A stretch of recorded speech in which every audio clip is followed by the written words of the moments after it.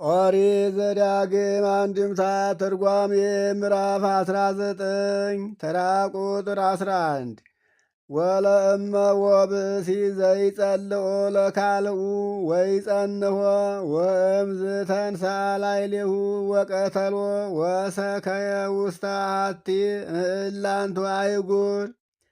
ባልንጀራውን የሚጣላ የሚሸምቅበት ሰው ቢኖር ከዚህ በኋላ በጠላትነት ተነስቶ ቢገለው ከነዚያ መማጠኛዎች በአንዲቱ ቢማጸን አለ።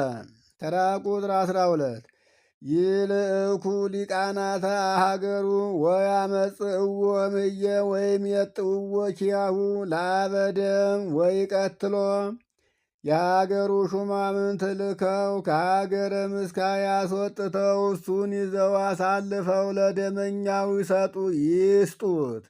ደመኛውም ተበቅሎ ይግደለው አለ። እነዚያ ሀገረ ምስካይ ሳያውቅ በተንኮል ሳይሆን በስተት ነፍስ ላጠፋ ሰው እንጂ ሰውን አውቆ ለገደለ ሰው መማፀኛ አይሆኑምና አለ። ተራ ቁጥር 13 ወአይንከ ይትመሃኮ ወታነጽህ ደመ ንጹሐ እምእስራኤል ወትከውን ሰናይት ላዕሌከ።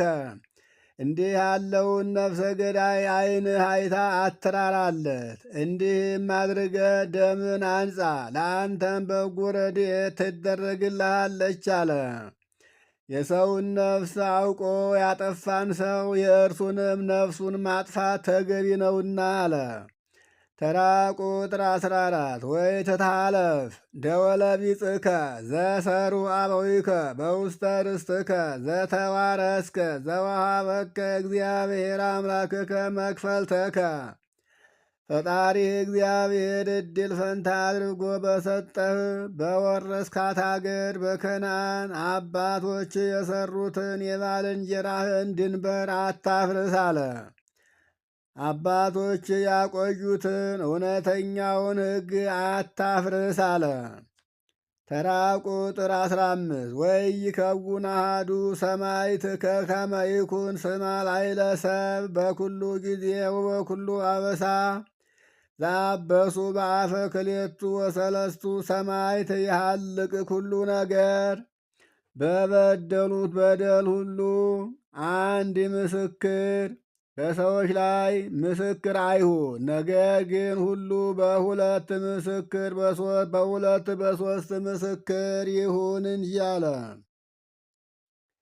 ተራ ቁጥር 16 ወለእመ አምጽኡ ሎቱ ለሰብ ሰማዕተ በአመፃ ወነበበ ላዕሌሁ ሐሰተ። ለሰው ጠላቶቹ ሐሰተኛ ምስክር ቢያመጡበት ያም በሐሰት ይመሰክርበት አለ። ተራ ቁጥር 17 ወይቀውሙ ክልኤቱ እልክቱ እደው እለ ይታሰሱ ቅድመ እግዚአብሔር ወቅድመ ካህናት ወቅድመ መኳንንት እለሃለው በውእቱ መዋዕል። እውነት ነገርን የሚመራመሩ እነዚያ ሁለት ምስክሮች መጥተው በዚያ ወራት በተሾሙ በመኳንንቱና በካህኑ ፊት በቤተ እግዚአብሔር ቁመው ቢመሰክሩበት አለ። ተራ ቁጥር 18 ወየሐትቱ መኳንንት ወይጠይቁ ወእልክቱ ክልኤቱ ሰማዕት ወለዝግቱኒ አሐዱ አማጺ ዘኮነ ስማ በሐሰት ወቆመ ላዕለ ካልኡ።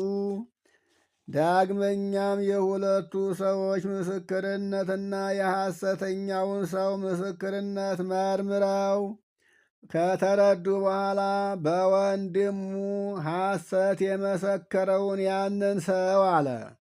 ተራ ቁጥር 19 ይግበርዎ በከመ ፈቀደ ይግበር እኪተ ላዕለ ካልኡ ወታሴስሉ እኩየ እምእከዮሙ። በባልንጀራው ላይ ክፉ ነገር ያደርግበት ዘንድ እንደወደደ በእሱም ላይ ክፉ ነገር ያደርጉበት ዘንድ ይግደሉት አለ።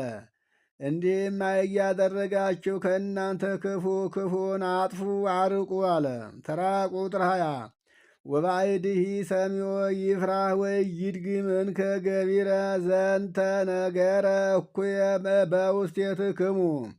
ሌላውም ሰው በእናንተ ዘንድ ይህን ክፉ ነገር እንዳያደርግ ሰምቶ ይህን አይቶ ይፍራ አለ።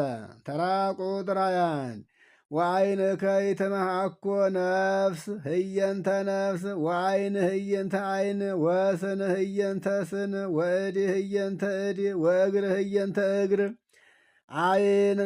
አይንህ አትራራለት፣ ነፍስ ስለገደለ እሱ ይሙት። አይንን ስላጠፋ አይኑ ይጥፋ። ጥርስንም ስለሰበረ ጥርሱ ይሰበር። እጅንም ስለቆረጠ እጁ ይቆረጥ። እግርም ስለሰበረ እግሩ ይሰበር አለ። ኦሪት ዘዳግም ምዕራፍ 19 እዚህ ላይ ተፈጸመ። ይቆየን።